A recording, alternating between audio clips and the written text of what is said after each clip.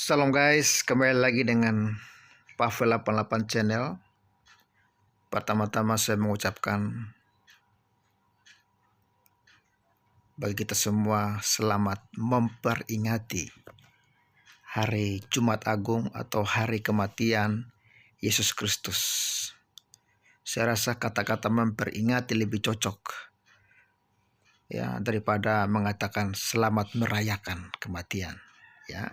Jadi saya secara pribadi mengucapkan selamat memperingati hari kematian Yesus Kristus. Kenapa dia mati? Jelas dia mati untuk menggantikan kita, supaya kita tidak ditimpa oleh murka Allah yang menyala-nyala. Karena murka Allah itu sangat dahsyat, mengerikan, dan manusia tidak akan luput dari murka Allah. Oleh karena itu Yesus mengasihi kita sehingga dia datang ke dunia menjadi manusia, dan dia menggantikan hukuman yang seharusnya ditimpakan kepada manusia. Dia gantikan dan dia harus mati di atas kayu salib karena dia mengasihi saya dan saudara. Jadi kalau kita tidak mempercayai dia, maka kita sendiri akan menanggung murka Allah yang menyala-nyala itu. Kematian Yesus adalah kematian yang dinubuatkan, bukan kematian yang disengaja, bukan kematian yang tiba-tiba, tetapi kematian yang memang sudah dipersiapkan oleh Allah untuk menyelamatkan kita manusia yang berdosa. Saya akan bacakan bagi kita semua dalam Yohanes 19 ayat 28. Yesus mati. Sudah itu, karena Yesus tahu bahwa segala sesuatu telah selesai. Perhatikan, Yesus tahu bahwa segala sesuatu telah selesai. Berarti semua yang akan terjadi pada hidupnya dia sudah tahu. Itulah membuktikan bahwa dia adalah Allah. Siapa di antara kita yang tahu akan masa depan kita? Siapa di antara kita yang tahu kapan kita akan meninggal? Tidak ada kan? Tapi Yesus tahu. Ini menunjukkan bahwa dia adalah Allah. Berkatalah ia, supaya genaplah yang ada tertulis dalam kitab suci. Berarti apa yang terjadi kepada Yesus telah dinubuatkan, ya, telah tertulis jauh sebelumnya, bahkan jauh sebelum Yesus datang ke dunia menjadi manusia. Kita perhatikan ya, bagian firman Tuhan di dalam Mazmur 22 ayat 16. Ya, kekuatanku kering seperti beling, lidahku melekat pada langit-langit mulutku, dan dalam debu maut ku letakkan aku. Kau letakkan aku. Lalu Mazmur 69 ayat 22. Bahkan mereka memberi aku makan racun, dan pada waktu aku haus mereka memberi aku minum anggur asam. Ya, ini hal-hal yang dialami oleh Yesus pada waktu dia di atas kayu salib. Dia harus meminum anggur yang sangat pahit. Dia harus mengalami pukulan demi pukulan. Dia harus ditombak, ya. Dia harus dicaci maki, diludahi. Segala hal yang pahit dia alami. Ya, bahkan sampai akhirnya dia mengalami keterpisahan dengan Allah Bapa.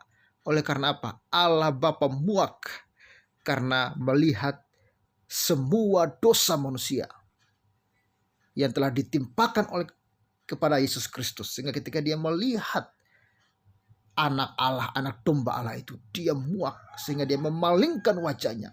Jadi untuk waktu yang singkat mereka harus mengalami keterpisahan. Dan ini memang akan sulit untuk kita mengerti secara logika, tetapi itulah yang dicatatkan oleh Alkitab. Yesus berteriak dari atas kayu salib, Eli, Eli, lama sabatani, Allahku, Allahku, mengapa engkau tinggalkan aku? Saudara, ini membuktikan bahwa Allah begitu jijik dengan yang namanya dosa. Allah sangat membenci yang namanya dosa. Dia tidak berkenan atas sedikit saja dosa. Maka mustahillah kita manusia yang berdosa ini untuk bisa layak di hadirat Allah. Mustahillah kita manusia yang berdosa ini bisa menyogok Allah dengan kebaikan kita untuk kita memperoleh surga. Mustahillah kita manusia yang berdosa ini bisa ya membayar dosa kita dengan kebaikan kita. Siapa kita? Oleh karena itu Yesus telah dikorbankan untuk menanggung setiap dosa kita. Jadi kalau kita percaya kepada Yesus, maka dosamu diampuni. Jikalau engkau percaya kepada Kristus, maka engkau tidak akan tertimpa oleh murka Allah yang dahsyat dan menyala-nyala itu. Haleluya. Kita lanjut ke ayat 29. Di situ ada suatu bekas ya penuh anggur asam. Ini sebenarnya yang telah dinubuatkan sebelumnya. Maka mereka mencucukkan bunga karang yang telah dicelupkan dalam anggur asam pada sebatang hisop, lalu mengunjukkannya ke mulut Yesus. Ini telah yang saya baca tadi dalam Mazmur telah dinubuatkan bahwa hal-hal ini akan terjadi dan semua terjadi kepada Yesus Kristus. Ayat 30. Sesudah Yesus meminum anggur asam itu, berkatalah ia, sudah selesai. Ya, apa yang sudah selesai? Semua rencana penyelamatan umat manusia, rencana penebusan umat manusia dari dosa, itu telah selesai oleh Kristus. Dosa yang mana? Dosa yang dulu sejak Adam dan Hawa, ya, yang oleh karena mereka kita lahir dalam keturunan berdosa, telah selesai oleh Yesus Kristus. Dosa kita yang kita perbuat sehari-hari, hari ini maupun akan datang, telah selesai oleh darah Kristus. Karena untuk menyelesaikan dosa tidak bisa dengan kebaikan kita. Untuk menyelesaikan dosa tidak bisa dengan amal ibadah kita. Untuk menyelesaikan dosa hanya oleh darah Kristus kita bisa masuk dalam ruang yang maha kudus. Kita bisa menyembah Dia, kita bisa bersatu dengan Allah, kita bisa diperdamaikan dengan Allah. Sekali lagi, bukan karena kebaikan kita, tetapi karena pengorbanan Yesus yang sudah menyelesaikan setiap dosa. Oleh karena itu tidak ada sedikit pun kebanggaan dalam hidup kita. Tidak ada sedikit pun yang perlu disombongkan dalam hidup kita. Cukup percaya Yesus. Cukup sadar dirimu yang berdosa dan membutuhkan keselamatan daripada Yesus Kristus. Lalu selanjutnya, ia menundukkan kepalanya dan menyerahkan nyawanya. Titik. Perhatikan. Ketika dia mati di atas kayu salib, itu bukan dia mati karena kehabisan darah. Dia mati bukan karena dia kehausan. Dia mati bukan karena tubuhnya telah tercabik-cabik, tidak. Tetapi dia mati ketika dia menyerahkan nyawanya. Yesus berhak untuk menyerahkan nyawanya dan mengambilnya kembali. Ini menunjukkan bahwa dia memang Allah. Yesus memiliki dua natur. Natur kealahan dan kemanusiaan. Secara manusia memang dia mati. Tetapi ingat, kealahannya tidak pernah mati. Karena yang mati tergantung di atas kayu salib itu adalah kemanusiaan Yesus. Dia mengambilnya. Dia menyerahkan nyawanya. Lalu dia bangkit pada hari yang ketiga. Itu menunjukkan bahwa dia berhak atas seluruh kehidupan karena dia maha kuasa. Saudara, masihkah saudara ragu kepada Yesus Kristus? Dia adalah Tuhan. Dia adalah juru selamat. Dia adalah penebus. Dia tidak mati asal mati. Dia tidak mengalami penderitaan asal mengalami penderitaan. Tujuannya jelas. Dia adalah Allah yang datang menyelamatkan kita manusia berdosa. Maukah saudara diselamatkan? Maukah saudara memperoleh hidup yang kekal? Tidak ada jalan lain selain di dalam Yesus Kristus. Saudara, kalau saudara mau baca di dalam Efesus, ya, Efesus pasal 2 ayat 8 dan 9 mengatakan begini. Sebab karena kasih karunia kamu diselamatkan oleh iman. Itu bukan hasil usahamu, tetapi pemberian Allah. Itu bukan hasil pekerjaanmu. Jangan ada orang yang memegahkan diri.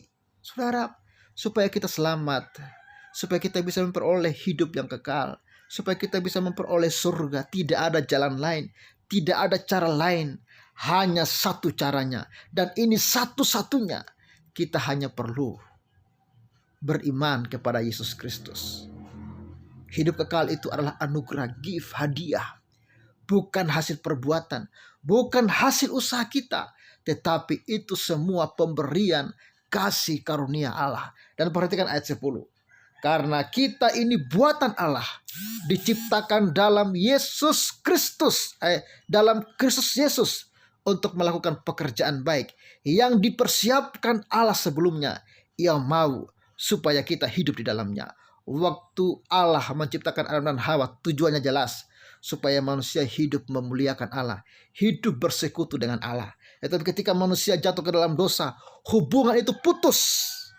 Lalu lahirlah keturunan Adam, keturunan yang berdosa, yang tidak bisa memiliki hubungan dengan Allah tanpa anugerah Tuhan. Oleh karena itu, ketika kita memperoleh Yesus, firman Tuhan mengatakan ayat 10, karena kita ini buatan Allah, diciptakan dalam Yesus Kristus, bukan lagi dari Adam. Adam, segala kutuk dosa yang terjadi karena Adam telah diputuskan, telah dibatalkan, telah dihancurkan oleh darah Kristus. Sehingga orang yang percaya kepada Kristus, dia diciptakan dalam Kristus Yesus. Kita diperbaharui menjadi hidup yang baru. Roh yang telah hidup, Roh Allah telah hidup dalam kita, sehingga kita kembali bersekutu dengan Dia. Tujuannya apa? Supaya kita melakukan pekerjaan baik. Jadi kalau engkau mengaku engkau adalah anak Tuhan, milik Kristus, maka perbuatan yang harus keluar dari hidupmu adalah melakukan pekerjaan baik. Pekerjaan apa? Yang dipersiapkan Allah sebelumnya. Sebelumnya Allah menciptakan kita untuk pekerjaan baik, untuk memuliakan Tuhan. Dan itu telah hancur, telah batal ketika kita jatuh dalam dosa. Tetapi ketika Kristus telah menebus kita, Allah mau pekerjaan baik itu kita kerjakan supaya Dia dimuliakan, supaya kita hidup di dalamnya. Bukti kita adalah milik Kristus. Kita mau hidup sungguh-sungguh mengasihi Tuhan. Memang tidak ada orang yang sempurna.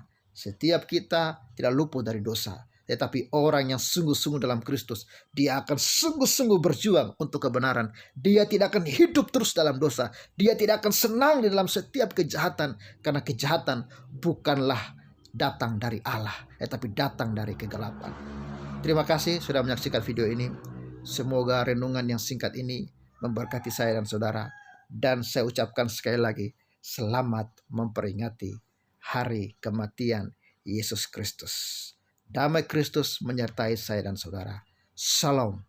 Tuhan Yesus memberkati. Bye-bye.